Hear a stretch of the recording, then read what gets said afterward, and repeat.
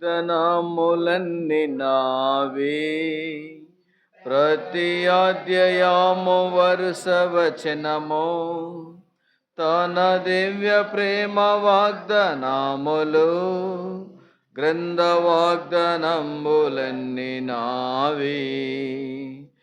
Every promise in the book is mine. Every chapter, every verse, every line, all the blessings of His love divine.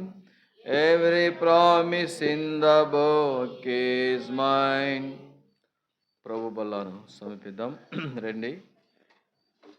కీర్తనల గ్రంథం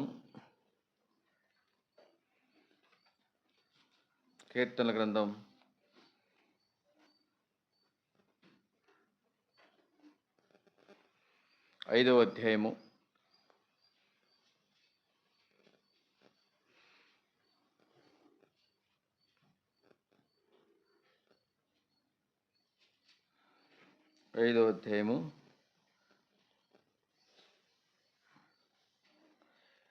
7వ వచనాన్ని అందరం కలిసి చదవడానికి ప్రయత్నం చేద్దాం. నేనైతే నీ కృపాతిశయమును బట్టి నీ మందిరములో ప్రవేశించెదను. నీడల భయభక్తులు కలిగి నీ పరిశుద్ధాలయము దగ్గర చూసి నమస్కరించెదను. తిరిగి 11, 12 వచనాలు కూడా కలిసి చదవడానికి ప్రయత్నం చేద్దాం. 11వ వచనం, 12వ వచనం. నేను ఆశ్రయించు వారందరూ సంతోషించుదురు, నీవే వారిని కాపాడుదువు గనుక వారు నిత్యము ఆనందధ్వని చేదురు. యెహోవా, నీతిమంతులను ఆస్వాదించువాడవు నీవే. కేడెముతో కప్పినట్లు నీవు వారిని దయతో కప్పెదవు. కావున నీ నామమును ప్రేమించువారు నిన్ను గూర్చి ఉల్లసింతురు. చివరిగా 1 కొరింథీ 11వ అధ్యాయము 28వ వచనాన్ని అందరం కలిసి చూద్దాం. 1 కొరింథీ 11:28.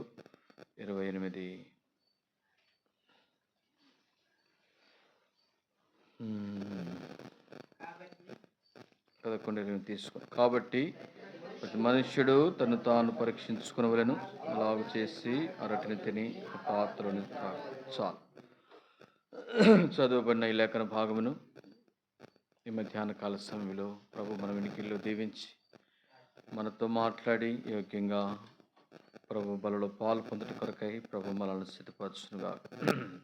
ఈ భాగంలో చూస్తే ప్రతి మనుష్యుడు తను తాను పరీక్షించుకొని బలలో పాలు పొందేటువంటి సమయం. ఎందుకంటే ఇతరులను పరీక్షించే సమయం కాదు, మనల్ని మనం పరీక్షించుకొని యోగ్యంగా ప్రభు బలలో పాలు పొందటి కొరకై నిజంగా వాక్యపు వెలుగులో మనల్ని మనం చూసుకొని సరిచేసుకొని నిజంగా మన సాక్షి ఏదైనా దోషారోపణ చేస్తే నిజంగా మనం సరిచేసుకొని ఒప్పుకొని యథార్థమైనటువంటి హృదయంతో మనం ప్రభువులలో పాలు పొందాం.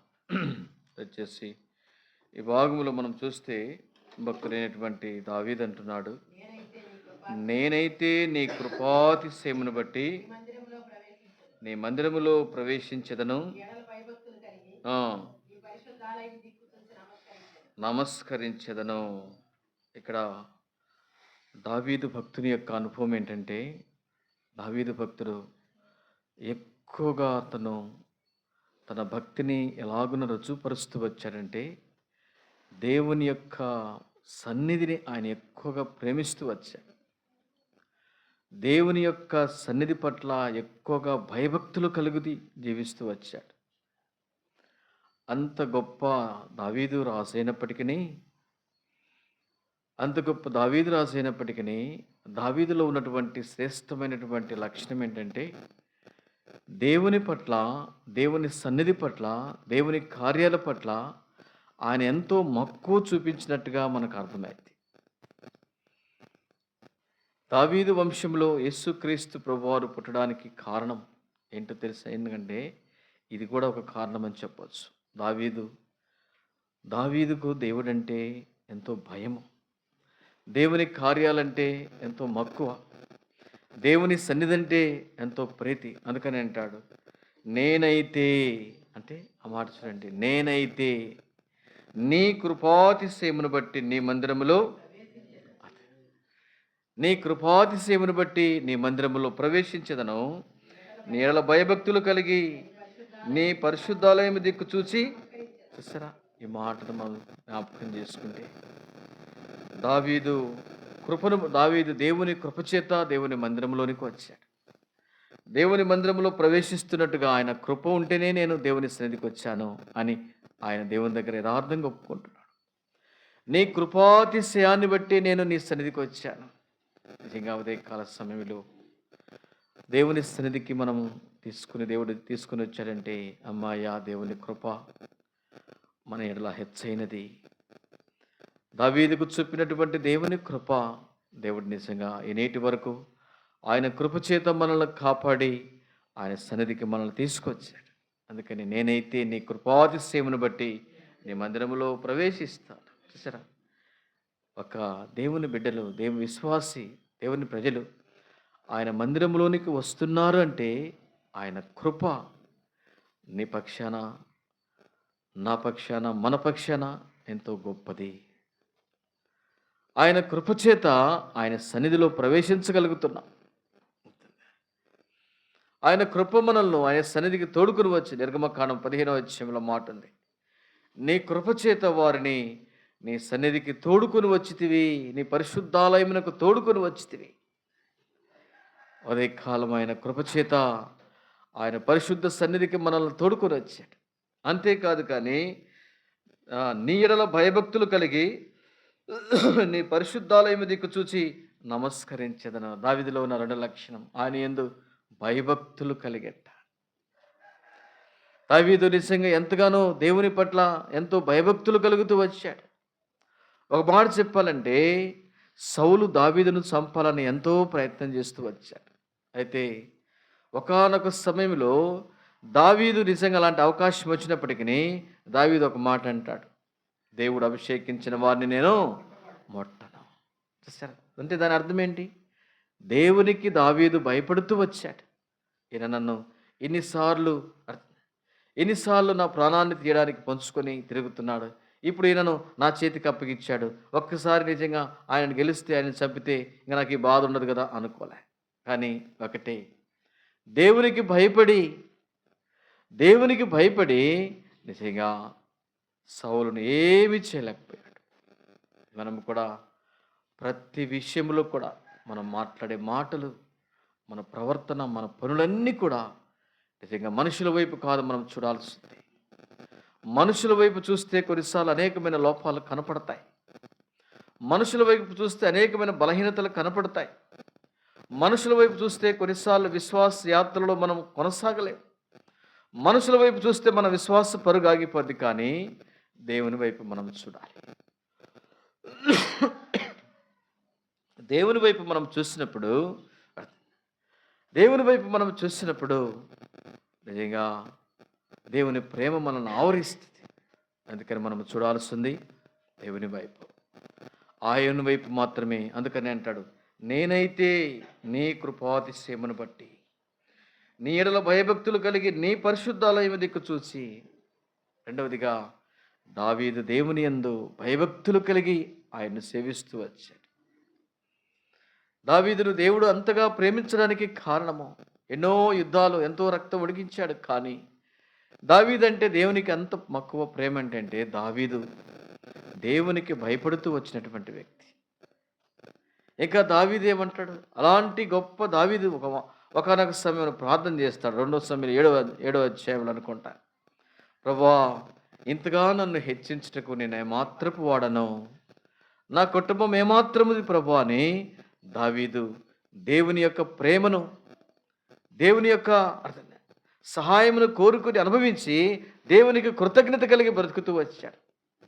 ఇంతగా నీవు నన్ను హెచ్చించుటకు అంటున్నాడు. అర్థమే మన జీవితంలో కూడా రక్షించబడిన తర్వాత దావీదు దేవుడే ఉదయకాలం మన దేవుడు. దావీదును ప్రేమించి దావీదును రక్షిస్తూ వచ్చినటువంటి దేవుడు, దావీదుకు తోడుగా ఉన్నటువంటి దేవుడు నీకు తోడుగా ఉన్నాడు, మనకు తోడుగా ఉన్నాడు. అయితే మనం జ్ఞాపకం చేసుకోవాలి, ఆయన యందు భయభక్తులు కలిగి ఆయన సేవించే ప్రజలముగా ప్రతి విషయంలో మనుషుల యొక్క బలహీనతలు మనుషుల వైపు చూడకూడదు. కానీ దేవుణ్ణి బట్టి, నా దేవుణ్ణి బట్టి, మన దేవుని బట్టి మనము ఆ విధంగా మనం ముందుకు వెళ్ళాలి. దేవుని బట్టి మనము ప్రతి విషయంలో మనము ముందుకు వెళ్ళాలి. దావీదు అదే అంటాడు, నీ యందు భయభక్తులు కలిగి. రక్షించబడిన తర్వాత మన జీవితంలో దేవుని భయం ఉన్నప్పుడు మన విశ్వాస జీవితాన్ని కాపాడుకుంటాం.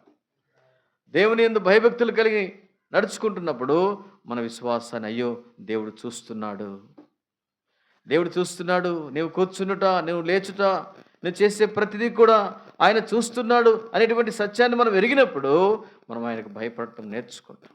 అందుకని నేను చాలాసార్లు చెప్తాను, మనం ఎప్పుడు కూడా ఒంటరి వాళ్ళము కాదు. దేవుడు మనతో ఉంటాడు, ఆయన మనల్ని గమనిస్తున్నాడు, మనం చూస్తున్నాడు. అందుకని నేను ఒంటరి వాడిని ఎప్పుడు కాదు, దేవుడు నాతో ఉన్నాడు, ఆయన మన వెంట ఉన్నాడు, మనతో ఉన్నాడు అన్నప్పుడు మనము నిత్యము ఆయన పైన ఆధారపడాలి. ఆయన ఎందుకు భయభక్తులు కలిగి ఆయన సేవించాలి. అందుకని అంటాడు 11వ వచనంలో, అదే అధ్యాయం, నిన్ను ఆశ్రయించు వారందరూ. ఆయన ఆశ్రయించడం అంటే ఆయన ఎందుకు భయభక్తులు కలిగి ఆయన వైపు చూసినప్పుడు ఆయన ఆశ్రయించేటువంటి అనుభవంలోనికి నిజంగా మనం వెళ్తాం. ఆయన ఆశ్రయించడం అంటే, నిన్ను ఆశ్రయించు వారు సంతోషించుదురు. ఈ దినాల్లో నిజంగా మన జీవితంలో సంతోషం కరువైతుంది, ఆనందము కరువైతుంది. ఇవన్నీ కరువు కావడానికి కారణం ఏంటంటే ఆయనకు భయపడలేక, ఆయన సన్నిధానములో నడవలసినదిగా నడవలేక, ఆయనకు దీనురాంధ్రము కాలేక, కొన్నిసార్లు ఆయన భయము లేక ఆయనలో సంతోషించలేకపోతున్నా. అందుకని అంటాడు, నిన్ను ఆశ్రయించు వారందరూ. ఆయనను ఆశ్రయించడం అంటే అర్థం ఏంటంటే ఆయన యందు భయభక్తులు కలిగి ఆయన సేవించడం, ఆయన యందు భయభక్తులు కలిగి జీవించడమే ఆయన సేవించడం. నిత్యము ఆయన భయము కలిగి నడుచుకున్నట ద్వారా ఆయన ఆశ్రయించే ప్రజలముగా మనం ఉంటాం. ఆయన చూస్తున్నాడు, ఆయన నా ప్రతి ప్రవర్తన, నా నోట నుండి వచ్చే ప్రతి మాట, నా గమనాలన్నీ ఆయన నా ప్రవర్తన అంతా చూస్తున్నాడు అన్నప్పుడు తప్పకుండా ఆయన ఆశ్రయించేటువంటి అనుభవంలోనికి మనం వెళ్తాం. అర్థంగా, నిన్ను ఆశ్రయించు వారందరూ సంతోషించుదురు. ఆయన ఆశ్రయించడం ద్వారా వచ్చేటువంటి మేలు ఏంటంటే సంతోషం. ఈ దినాల్లో ఎదుటి వారి యొక్క బలహీనతలు మనకు ఎప్పుడు కనపడతాయి? ఆయన ఆశ్రయించినప్పుడు నిజంగా సంతోషిస్తాం.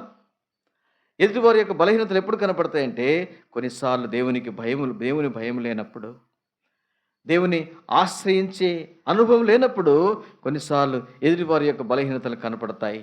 నిజంగా మనం దేవునిలో సంతోషించవలసిందిగా సంతోషించలేకపోతాం. నిజంగా నీకు కావాల్సింది దేవుడిచ్చే సంతోషం కావాలి,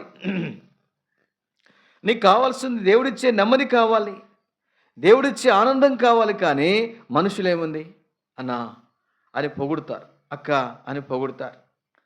అర్థమే, కొన్నిసార్లు అంత మాత్రం చేత మనము కొంతసేపు నిజంగా వారు కొన్నిసార్లు పొగుడుతారు, కొన్నిసార్లు అవసరమైతే తీసి పక్కన పెట్టారు. మనుషుల యొక్క స్వభావం అది, నైజం.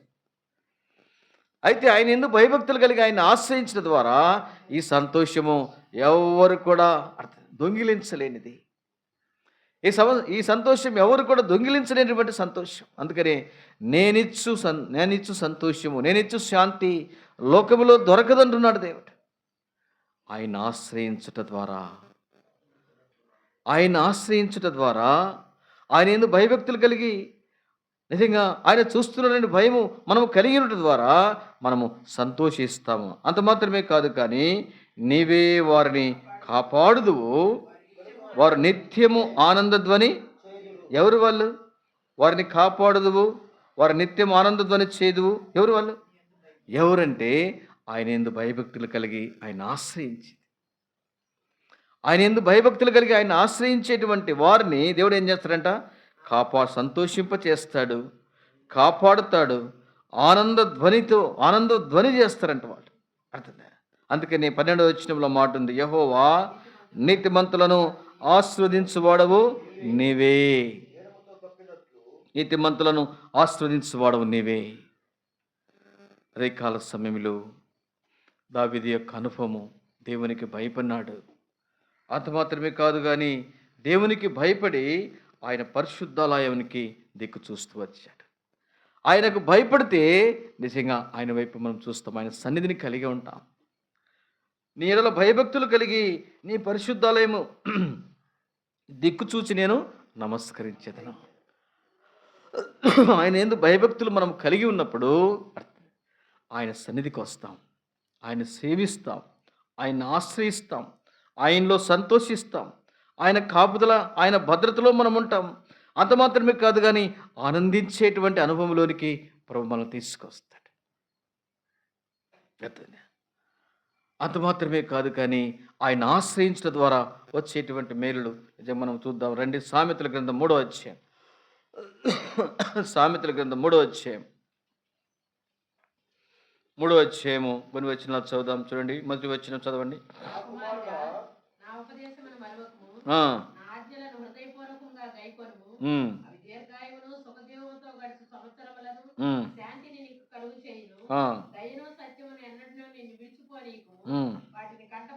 ఇక్కడ మొదటి 2 వచనాలు మనం చూస్తే, నా కుమారుడా నా ఉపదేశమును. ఏంటాయన ఉపదేశం? ఏంటాయన ఉపదేశం? ఆయన ఉపదేశమంతా ఒకటే. ఆయన మనల్ని ఎందుకు రక్షించుకున్నాడంటే ఆయన ఆశ్రయించేది మనం నేర్చుకోవాలి. అందుకని అంటాడు, చూడండి అన్నమాట. అందుకనే 4వ వచనంలో చూడండి అన్నమాట.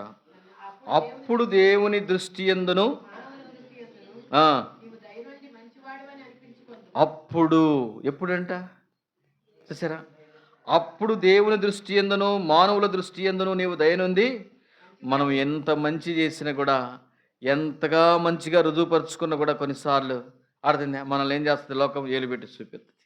మనం అనుకుంటాం, నేను ఆయనకి ఎన్ని మంచి పనులు, ఆమెకి ఎన్ని మంచి పనులు చేసినా చూడు అనుకుంటాం.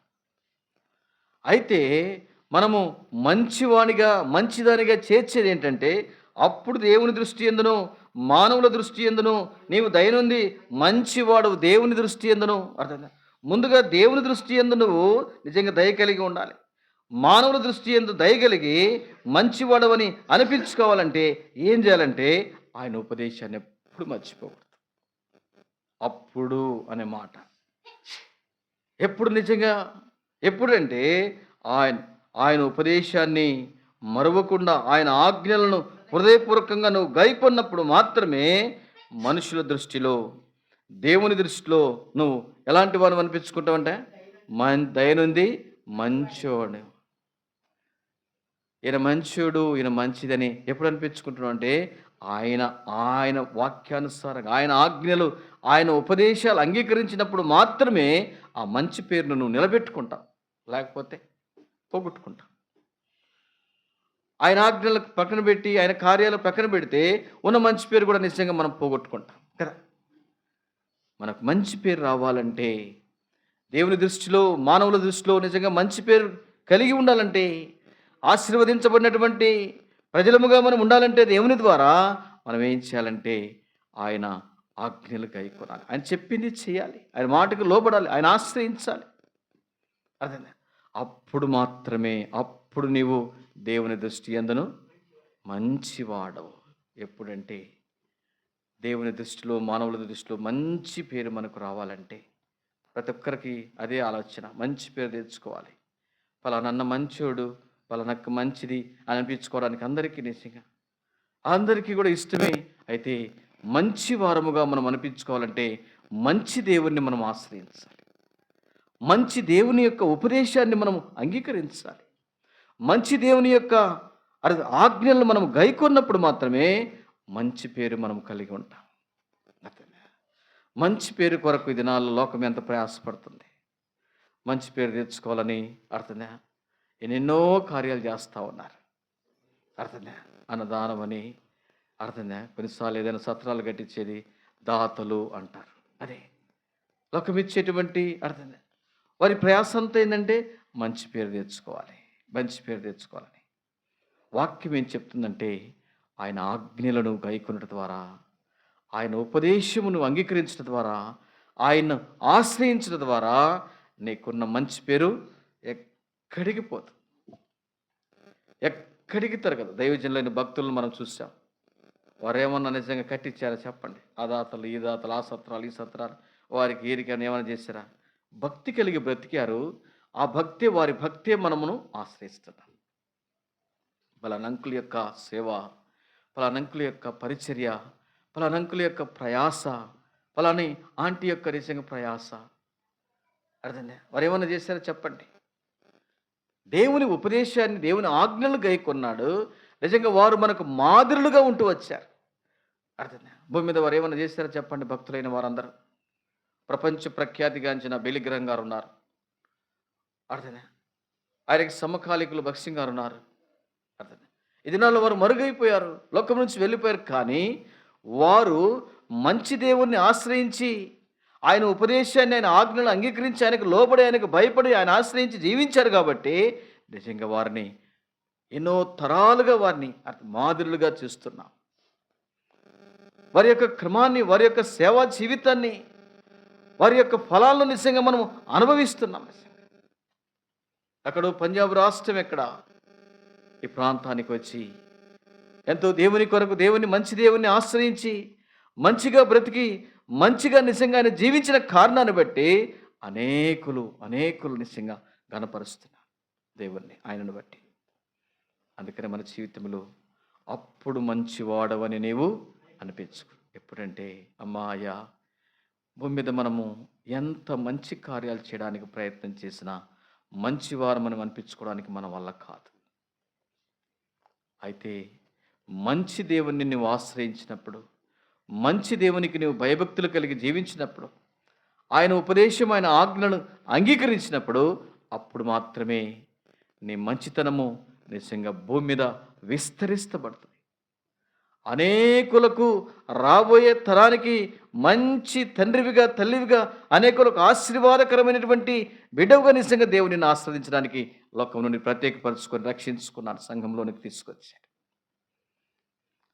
అనేకులకు ఆశీర్వాదకరమైనటువంటి మన బ్రతుకు జీవితాలు అనేకులకు మాదిరిగా ఉండాలంటే మంచి దేవుణ్ణి ఆశ్రయిద్దాం. అప్పుడు నీవు సరమాట అప్పుడు దేవుని దృష్టి యందును మానవుల దృష్టి యందును దైవంది మంచివాడవని అనిపించుకుందా. అప్పుడు మాత్రమే ఏ పనులు చేసినా కూడా మన వల్ల కాదు. రెండవదిగా మనం చూస్తే ఇంకొక మాట అక్క, 6వ అధ్యాయము 6వ వచనము 3వ లైన్ చూడండి. అప్పుడు ఆయన నీ త్రోవలను సరళము చేయును. చూసారా, ఇక్కడ అప్పుడు దేవుని దృష్టి యందు మొదటి మాట ఉంది. తర్వాత అప్పుడు ఆయన నీ త్రోవలను సరళము చేయను. ఎప్పుడంటే మన త్రోవలు సరళం చేసేది, ఎప్పుడంటే మన త్రోవలన్నీ సరళం చేసేది ఎప్పుడంటే పైభాగంలో చూస్తే నీ స్వబుద్ధిని ఆధారము చేసుకొనక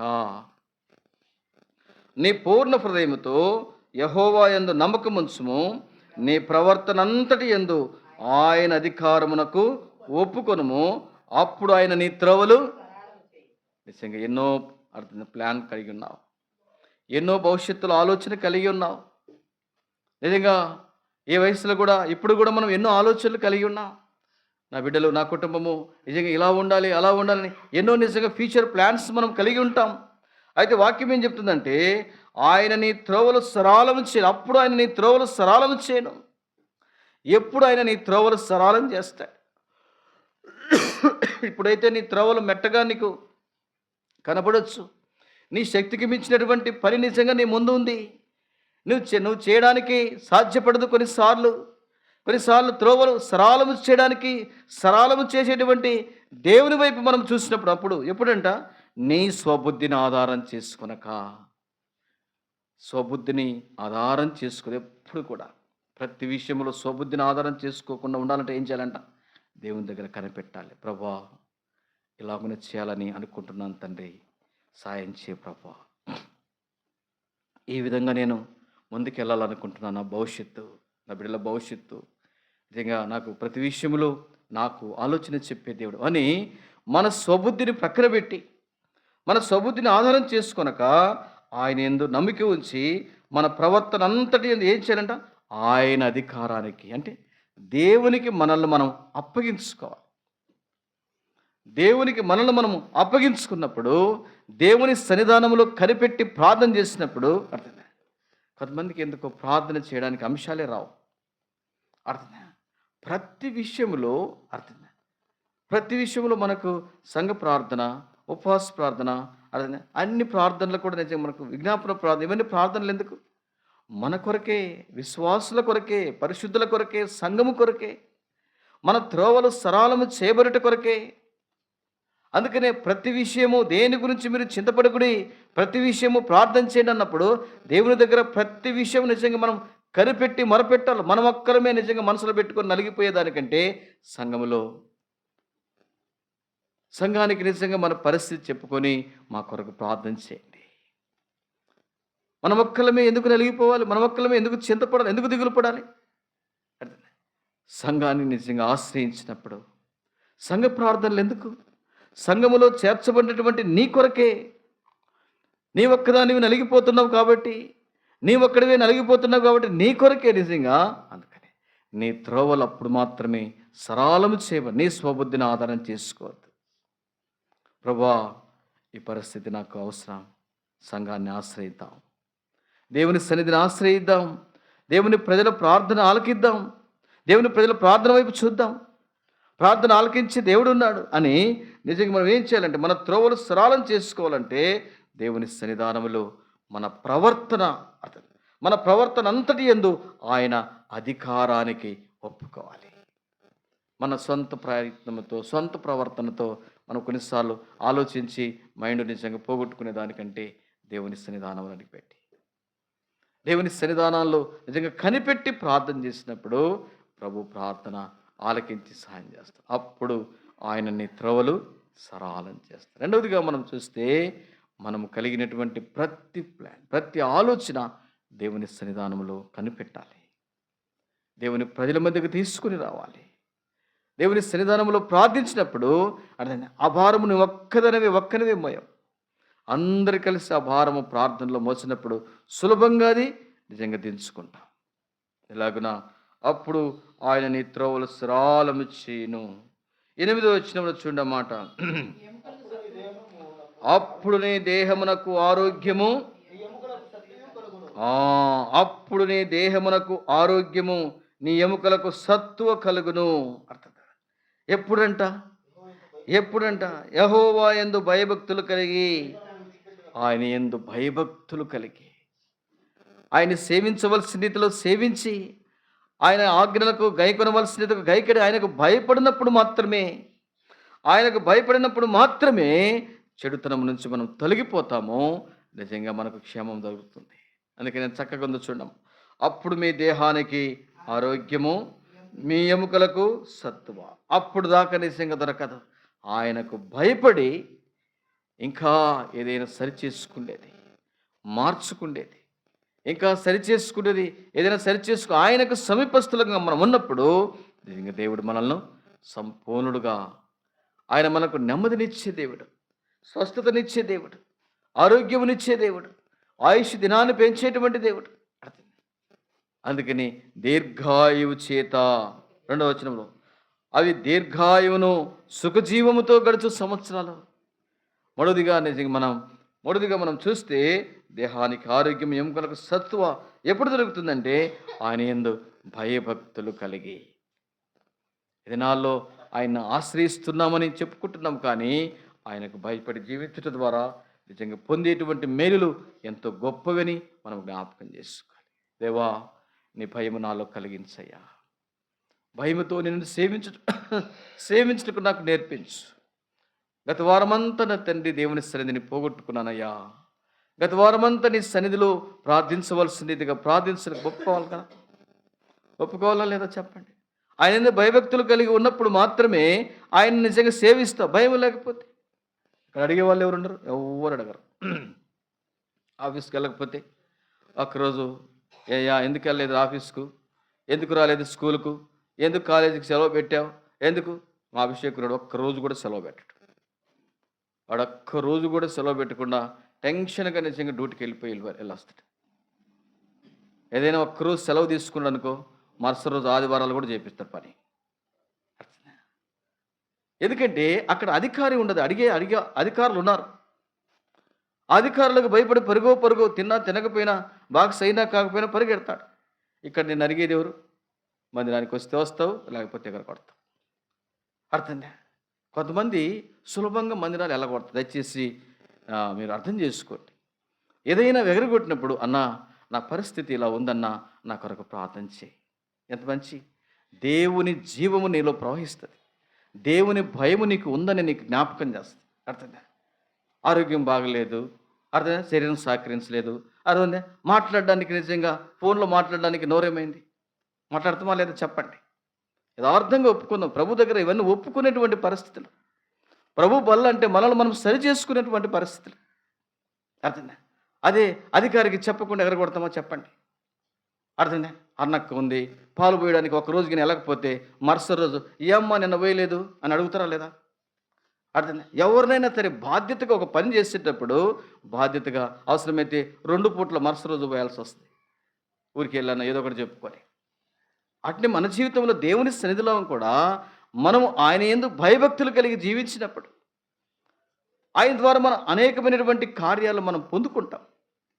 ఆయన ద్వారా అనేకమైనటువంటి మేలులు పొందుకుంటాం. ఆ భయమే లేకపోతే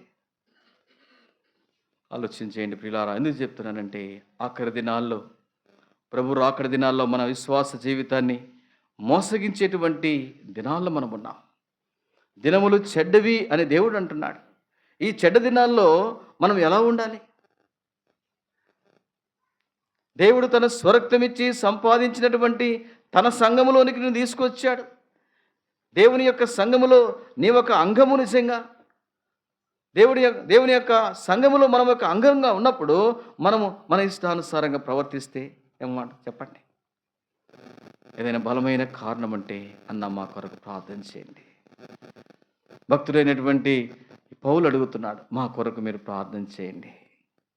ఈ పరిస్థితి గుండా నేను రాలేకపోతున్నానన్నా, ఈ పరిస్థితి గుండా నేను రాలేకపోతున్నాను. బలమైన కారణం ఉంటే నిజంగా చెప్పి ప్రార్థన చేసుకోవచ్చు.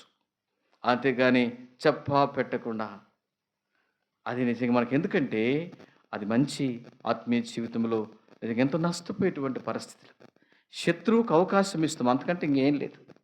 శత్రువుకు వానికి పగ్గాలు ఇస్తాం పట్టుకునే దాని కొరకు. నీ బలహీనత వాడు చేజెక్కించుకుంటాడు, అంత ఇంకేం చేయడు. ఇక్కడ సంఘం ఏం చేయదు, దేవుని సేవకులు ఏం చేయదు. నువ్వేమన్నా చెప్తే ఆ సర్లే అన్న అంటారు, అంతే. ఇంకా అదే శత్రువుకు అవకాశం ఇవ్వకుండా శత్రువును జయించేటువంటి విశ్వాస వీరులంగా మనం ఉండాలి. దేవుని ద్వారా మనము సాధించుకోవాలి. శత్రువులకు అపజయము కలిగించేటువంటి విశ్వాస జీవితం ఎప్పుడంటే మనము క్రమమైన రీతిలో మన విశ్వాసాన్ని కొనసాగించాలి. అందుకనే అంటాడు, అక్రమము చేయవారులారా నా యొద్ద నుండి. దేవుని ఇంట్లో ఉండి అక్రమంగా ఎందుకు బ్రతకాలండి? దేవుని ఇంట్లో ఉండి మనం అక్రమంగా బ్రతకడం ఎందుకు? అర్థమే. అలాగని కాకుండా క్రమమైన రీతిలో మన విశ్వాస యాత్రను కొనసాగిద్దాం. దేవుని ఇల్లు ఇది, దేవుని మందిరము, దేవుని బిడ్డవు నువ్వు, దేవుని కుమారునివి, దేవుని కుమార్తెవు మనం, కుమార్తెలు మనం. దేవుని ఇంట్లో నిజంగా నీకంటూ ఒక అన్నదమ్ములు ఉన్నారు, తల్లిదండ్రులు ఉన్నారు. భౌతికమైనటువంటి ఇంట్లో నిజంగా నువ్వు ఎంత బాధ్యతగా నిజంగా తల్లిదండ్రికి చెప్పి అన్నదమ్ములకు చెప్పి పలాని స్థలానికి వెళ్తున్నావో, దేవుని ఇంట్లో కూడా నీకు దేవుడు నిన్ను ప్రేమించి ఆత్మీయ తల్లిదండ్రులను ఇచ్చాడు, అన్నదమ్ములను ఇచ్చాడు, అందరిని ఇచ్చాడు. దేవుని సన్నిధికి వెళ్ళి వెళ్ళొచ్చు. రాత్రి ఒక సహోదరి వచ్చి నన్న పని ఉందన్న ప్రార్థన చేసుకుని వెళ్తా. బలమైన కారణం ఉంటే దేవుడు కనికరిస్తాడు. ఏ కారణం లేకుండా మనం ఎగరగొట్టామనుకో అర్థంలే. ఇది నువ్వు చాలామంది రాలేదు. ఎందుకు రాలేదో, ఎందుకు మానుకున్నారో వారికే తెలుసు. నేను ఎందుకు చెప్తున్నానంటే దేవుని ఇంట్లో మనము అక్రమంగా బ్రతికేదాని కొరకు దేవుడు మనం రక్షించుకోలే. క్రమంగా దేవుని సేవిద్దాం. అప్పుడు నీవు నీ దేహమునకు ఆరోగ్యము, నీ ఎముకలకు సత్వ. ఎప్పుడంటే ఆయన యందు భయభక్తులు కలిగి, ఆయన యందు భయభక్తులు కలిగి నీలో ఉన్నటువంటి ప్రతి చెడు అంటే దేవునికి అయిష్టమైనటువంటి ప్రతి జీవితాన్ని ప్రక్కన పెట్టాలి. విశ్వాస జీవితం అంటే పథ్యముతో కూడింది. విశ్వాస జీవితం అంటే క్రమముతో కూడింది. విశ్వాస జీవితం అంటే ఎంతో భయభక్తులు కలిగి ఆయన సేవిస్తే తప్ప దేవుడు దొరకండి. నా ఇష్టం వస్తే వస్తా, లేకపోతే మానుకుంటా కాదు. నేను ఎవరు అడగరు. ఇక్కడ లోకంలో అధికారులు అడుగుతారు, కానీ ఇక్కడ ఎవరు అడగరు. కానీ దేవుని ద్వారా మనం పొందబోయేది పొందలేకపోతాం. దేవుని ద్వారా మనం ఏమి సాధించుకోలేకుండా ఇలానే సంవత్సరాలు గడుస్తాయి కానీ కార్యాలు జరగవు. మనకు అర్థం కాదు కొన్నిసార్లు, ఏంటి ప్రార్థనలు చేస్తున్నా కూడా, ఎందుకంటే ప్రార్థనలు చేస్తున్నా కూడా ఏంటి కార్యాలు జరగట్లేదు, ఎందుకు జరుగుతాయి? రక్షింపనేరకైండునట్లు యెహోవా హస్తము కొరచ కాలేదు, విననేరకైండునట్లు ఆయన చెవులు మందము కాలేదు. మీ దేవునికి మీకు మీ పాపములు అడ్డగిస్తున్నాయి కాబట్టి. ఏంటి పాపాలు? భయం లేని జీవితము, భయం లేని భక్తి, దాని ద్వారా చెడుతనం. భయం లేకపోతే ఆటోమేటిక్గా చెడుతనము నిజంగా మనల్ని ఆవరిస్తుంది. అందుకని అప్పుడు నీ దేహమునకు ఆరోగ్యము, మొదటిగా అప్పుడు దేవుని దృష్టి ఎందును మానవుల దృష్టిని మంచివాడు ఎప్పుడంట? ఆయన ఆజ్ఞలు గైకొన్నప్పుడు, ఆయన ఉపదేశాన్ని మరవకుండా నిజంగా మనం ఉన్నప్పుడు దీర్ఘాయువు సుఖజీవంతో గడుస్తాం. శాంతి నీకు కలగచే, అప్పుడు మనుషుల దృష్టిలో మంచిగా ఉంటాం. రెండవదిగా అప్పుడు ఆయన నీ త్రోవలు సరళించి, ఎప్పుడంట? నీ స్వబుద్ధిని ఆధారం చేసుకొనక దేవుని సన్నిధానంలో విచారించు, దేవుని సన్నిధిలో కనిపెట్టు, ప్రార్థించి, ప్రభువా ఈ కార్యం మీరే సఫలం చేయండి. దేవుని సన్నిధానంలో నిజంగా నీకు కలిగినటువంటి, నీకు వచ్చిన తలంపు ప్రభు సన్నిధిలో కనిపెట్టు, ప్రార్థనలో కనిపెట్టు, సహవాసంలో కనిపెట్టు, పరిశుద్ధుల దగ్గర కనిపెట్టి ప్రార్థన చేయి. అన్న ఈ పరిస్థితి వచ్చింది, ఇలాగ మేము ముందుకెళ్ళాలనుకుంటున్నాం, మా కొరకు ప్రార్థన చేయండి. అప్పుడు ఆయన నీ త్రోవలు సరళం చేస్తాడు. మూడవదిగా అప్పుడు నీ దేహమునకు ఆరోగ్యము, ఎప్పుడంట? ఆయన యందు భయభక్తులు కలిగి ఆయన చెడుతనాన్ని మనం విడిచిపెట్టాలి. దేవునికి అయిష్టంగా జీవించే ప్రతి జీవితము కూడా ఆయనకు చెడుతనాన్ని కలిగించేది. ఆయనకు అయిష్టమైనటువంటి బ్రతుకొద్దు. మనకు ఇష్టం కలిగి ఆయనకి ఇష్టముగా, నేను ఆయనకి ఇష్టడను గనుక ఆయన నన్ను తప్పించిన, నేను ఆయనకు ఇష్టడను గనుక, భక్తుడైన దావీదు అంటాడు. ఆయనకు ఇష్టముగా ఉండి మనము నిజంగా ఆయన ద్వారా మనం పొందుకోవాలి. ఆయనకి ఇష్టముగా ఉండి మనము ప్రతి కీడు నుంచి, ప్రతి చెడుగు నుంచి మనం తప్పించబడాలి. అందుకని అంటాడు, నేను ఆయనకు ఇష్టడను గనుక. ఎప్పుడు ఆయనకి ఇష్టంగా ఉంటాం? ఆయన చెప్పింది చేసినప్పుడు, ఆయనకు లోబడినప్పుడు, ఆయన వాక్యానుసారంగా బ్రతికినప్పుడు ఆయనకి ఇష్టంగా ఉంటాం. చివరిగా మనం చూస్తే 10వ వచనంలో, కోట్లు కాదు కొట్లు. కోట్లు అంటే డబ్బులు, కోట్లు. కోట్లు అంటే కోట్లు కాదు, కొట్లు. కోట్లు వేరు, కొట్లు వేరు. అది అప్పుడు నీ కొట్లలో ధాన్యము సమృద్ధిగా ఉండును.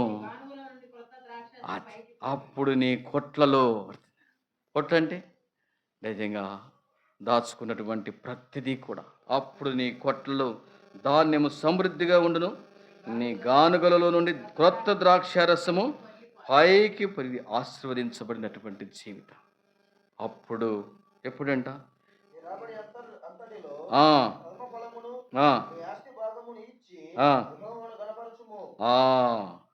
అప్పుడు నీ కొట్లలో ధాన్యము, నిజంగా ఈ దినాల్లో అన్నీ కూడా కొరతలే, అన్నీ కూడా కొరతలే. ఎందుకు కొరతలు? వాక్యం చెప్తుంది, అన్నీ కూడా కొరతలే. దేవుడు ఎప్పుడు కూడా కొరతగా బ్రతకడానికి ఆయన ఇష్టపడాడు. ఎప్పుడు కూడా నిజంగా ఆయన సమృద్ధి కలిగినటువంటి వానిగా ఉండాలని ప్రభువు నిన్ను ఆశీర్వదిస్తాడు.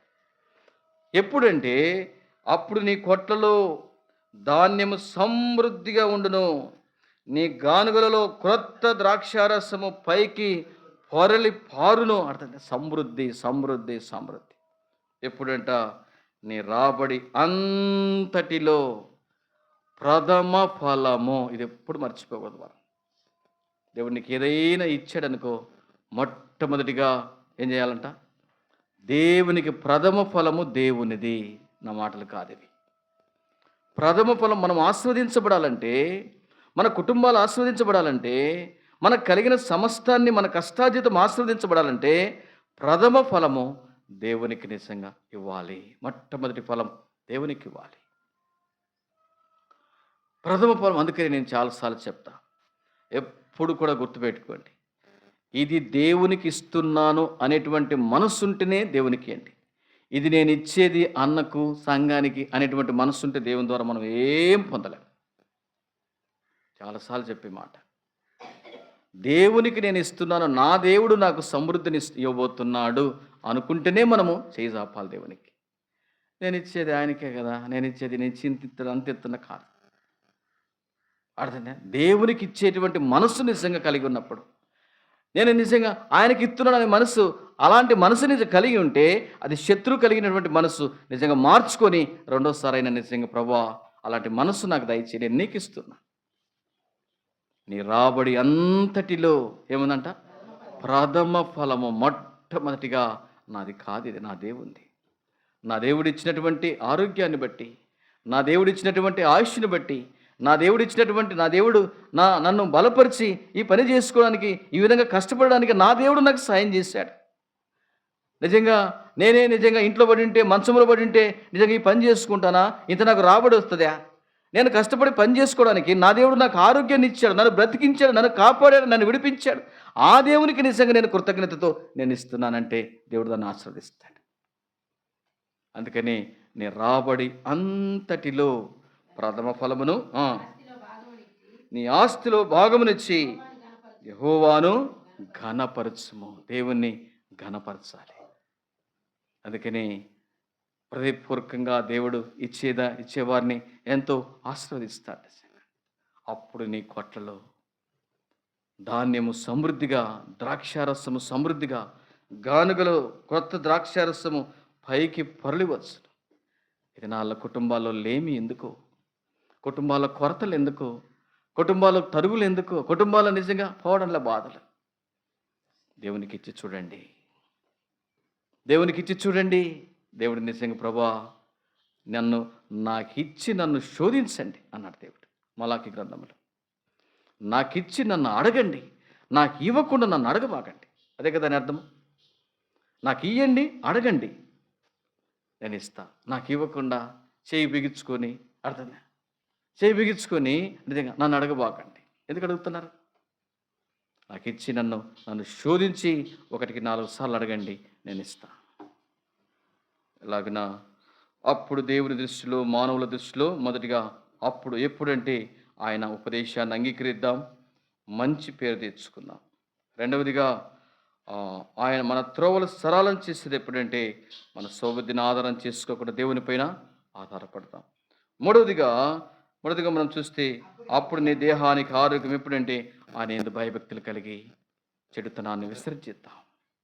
దేవునికి అయిష్టమైనటువంటి బ్రతుకొద్దు, దేవునికి ఇష్టమైనటువంటి భక్తి జీవితంలో కొనసాగుతాం. అప్పుడు నీ కొట్లలో ద్రాక్షరసం సమృద్ధిగా ఉందాం. ఎప్పుడంటే దేవునికి ఇచ్చే విషయంలో మనం ఎన్నడూ కూడా అతన్ని చేయి ముడుచుకునే వారం కాకుండా ఇచ్చి నన్ను శోధించండి.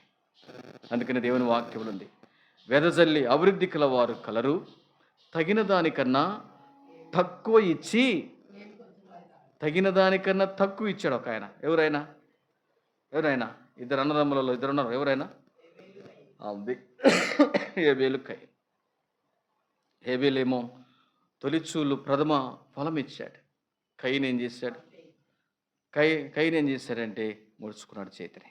కొంత ఇచ్చాడు, కొంత దాచుకున్నాడు. ఏమంత అవసరం అయ్యడం? ఎందుకు ఆయనకు అంత ఇచ్చేది? ఎందుకు ఆయనకి ఏం తక్కువైంది? ఇలాంటి స్వనీతి, సొంత ఆలోచనలు పెట్టుకొని కయీను దేశితి మరి తిరిగి నిజంగా ఎంతో నష్టపోయి తన వంశాన్ని నిజంగా ఎంతో నష్టపుచ్చాడు. వద్దు, నిన్ను బట్టి నిజంగా నువ్వు చేయి ముడుచుకున్న దాన్ని బట్టి ఎంత నష్టపోయిందో, కయ్యూను ఎంత నష్టపోన్నాడు. అలాంటి నష్టం పెంచుకోకుండా హేబేలు వలె మనము కూడా దేవునికి ఇష్టమైన బ్రతుకుదాం. కయ్యూను లాంటి స్వభావం కలిగి నష్టపోయే వారం కాకుండా నిజంగా మనం తీర్మానం చేసుకుందాం. మధ్యాహ్నకాల సమయంలో అప్పుడు దేవుని దృష్టి ఎందును, మానవుల దృష్టి ఎందును మంచివాడు అనిపించుకుంటావు. అప్పుడు నీ త్రోవలు సరళము చేయబడతాయి. అప్పుడు నీ దేహానికి ఆరోగ్యం ఉంటుంది. అప్పుడు నీ కొట్లలో ధాన్యము, ద్రాక్షారసము సమృద్ధిగా. అలాగున ప్రభు మనల్ని సిద్ధపరిచి నడిపించుగా ప్రార్థన చేసుకో. మాకు రీచండి. ఒక నిమిషం మనల్ని మనం పరీక్షించుకొని ప్రభు బలలో పాల్పొందాం.